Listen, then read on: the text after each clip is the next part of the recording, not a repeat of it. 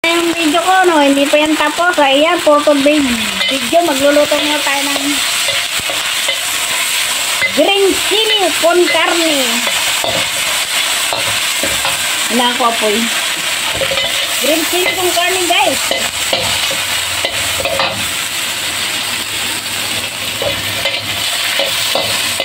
Gisa muna natin yung karne. Hanggang sa mamula-mula-mula. Na guys, lagay na natin ang ating green chili.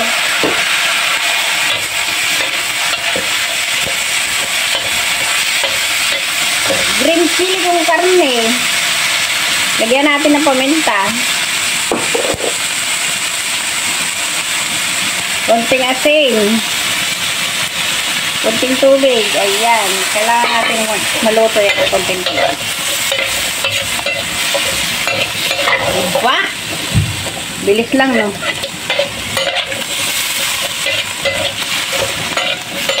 Ayan guys, tatakipan natin ng konti para maluto. Kasi mga siraan ngipin ang mga tao dito. Kailangan natin ng malutong-maluto. Bilis lang yung maluto guys. Kaya luto na agad yan. Kakatiin lang natin ng konti yung sabaw. Kasi wala naman kumakain ng sabaw. Mga tao dito mahilig sa ano, yung pagkain, kumbaga pag nagluto ka kailangan na i-dry na dry. Humigop lang sila ng sabaw, di pag yung sabaw lang talaga. Ayan. Ayan guys, luto na. O sila, ang bilis lang o nakatin agad siya. O ayan guys, thank you for watching. Ayan, nakaluto na ako ng chili con carne. Ayan, thank you for watching.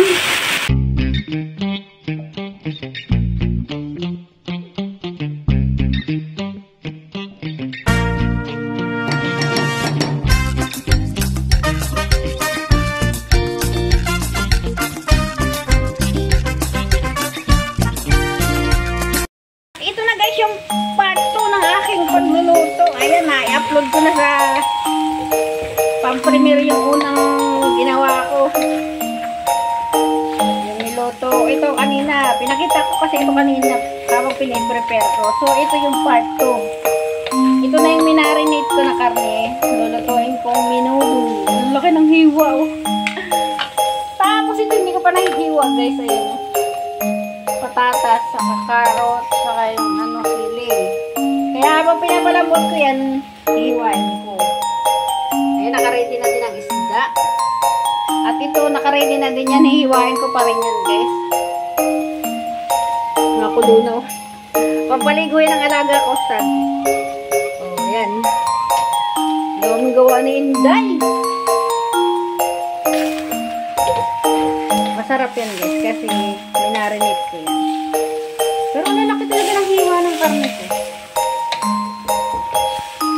Parang pang adobo to ah. Eh, ang lulutuin ko yung minudo. Tatakipan ko muna yan guys. Para maluto at makating. Habang hihiwain ko naman itong mga ricado. Ayan. Daming gagawin ako. Part 2 lang ito. Ito yung part 2 ng aking na-upload ko na yung part 1 guys. So ayan, abangan nyo na itong part 2. Ayan, feeling ko talaga malambot-lambot na to. Ayan, naiwa ko na yung mga ricado nya guys. So, ito yung patatas, sili, saka yung carrots. Ayan. Ito, naano ko na din to. Linisan ko na ang aking shokway. Ang aking apritada guys ay ketchup lang ang lahok. Walang tomato sauce.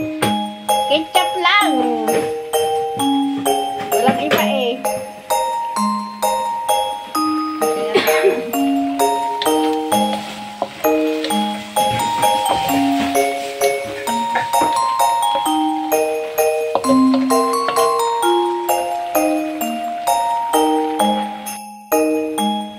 Nakatin lang sa sabaw niyan guys. Tapos nilagyan ko na ng ketchup.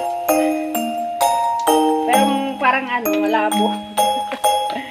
Malabo ang kulay no. Para luminaw ang kulay niya, lalagyan natin ng toyo. Wait lang. Ayan, di ba malinaw na? Ay, mapula na siya. Ayan. Tapos lalagyan na natin to. Ayan. Saka ayan. At saka ayan. Okay. Kasi malambot na yung karne. Lalagyan na natin, guys. Ayan, guys. Nilagay ko na yung patatas at saka karot. Parang ang sarap niya, guys. Tatakipan ko yan, guys. May natitira pang kaunting mamaya ko na ilagay. Tatakipan ko muna para malambot siya. Lulutuin natin sa mahinang apoy yung mga ricado. Pero yung karne niya, maano na siya, guys. Malambot na talaga siya. Okay. Sarap niya. Grabe. Ilasahan ko, guys, ang sarap. Alam niyo, guys, ang lahok lang niya na ketchup. Pero lasap na lasap ang sarap. Promise, guys, masarap talaga siya. Ketchup lang ang lahok niya. Ketchup, toyo, paminta,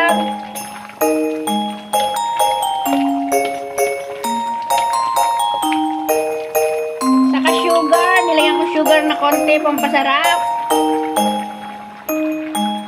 Yan. Hindi pa masyadong malambot yung patatas, guys. Tatakipan ko muna. Kasi hindi pa siya luto. Pero ang sarap niya talaga, guys. Kala mo. Ay! Sarap, sarap, sarap.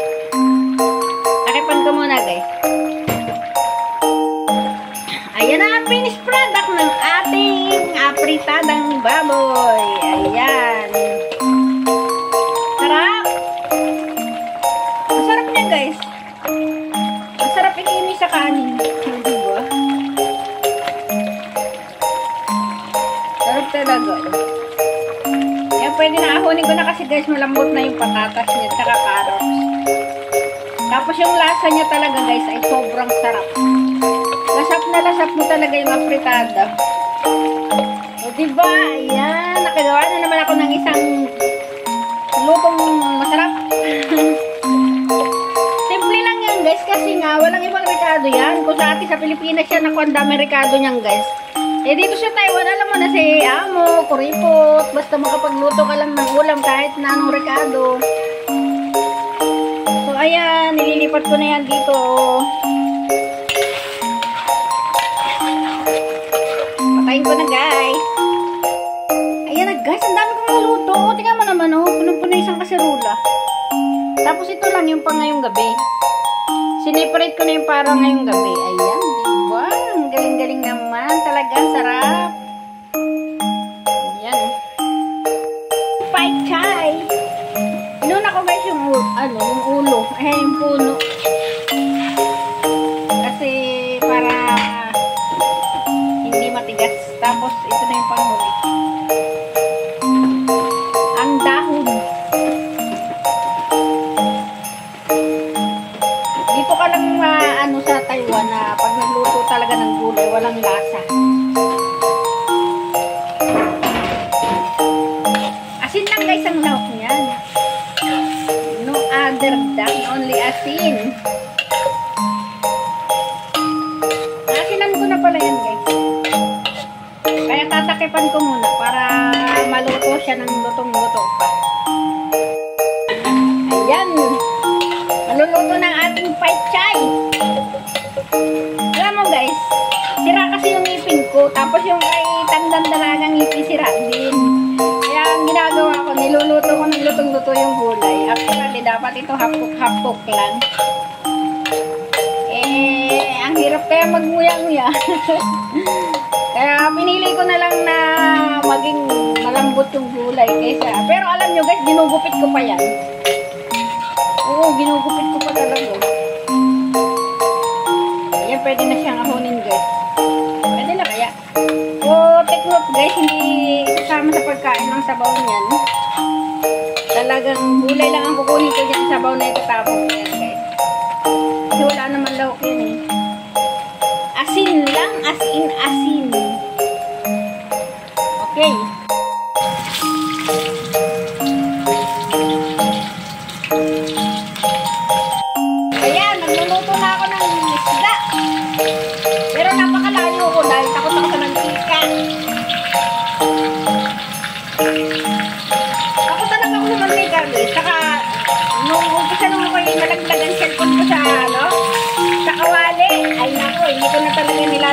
pagbablog doon sa, sa kawali.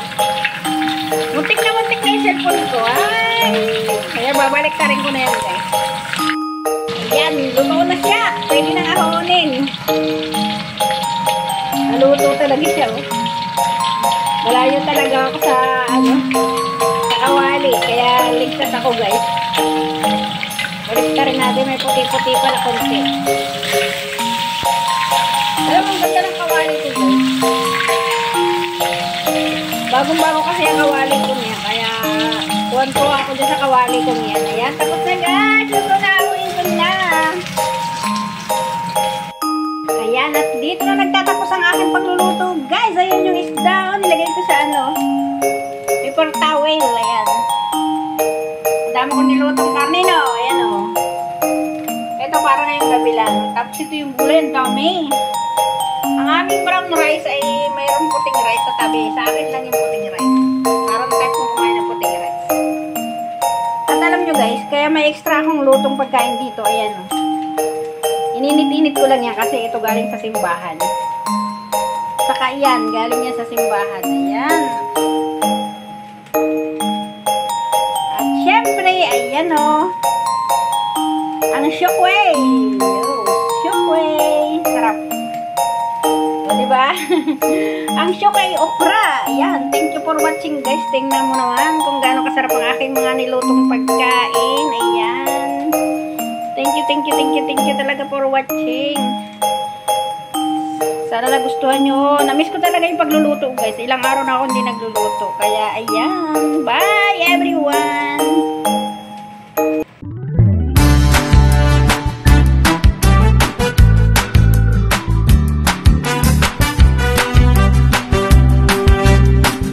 Napaka-powerful talaga ng prayer. Naalala mo dati na lahat ata ng mabibigat na problema nasa harapan mo na at hindi mo alam ang gagawin. Mabuti na lang, nagtiwala ka kay God. Humingi ka ng guidance at sinurrender mo lahat sa Kanya. Ngayon, marirealize mo na nalagpasan mo na palang lahat yung mabibigat na problema na yon. At kahit may problema ka pa rin hanggang ngayon, alam mo sa sarili mo na malalagpasan mo to dahil you are stronger na. Pinalakas ka ng mga problema na ibinataw sa iyo ng buhay. God can really move mountains and He can make impossible possible. Hindi yan kayang i-comprehend ng isip natin. Kaya trust God all the times. Surrender mo lang sa Kanya.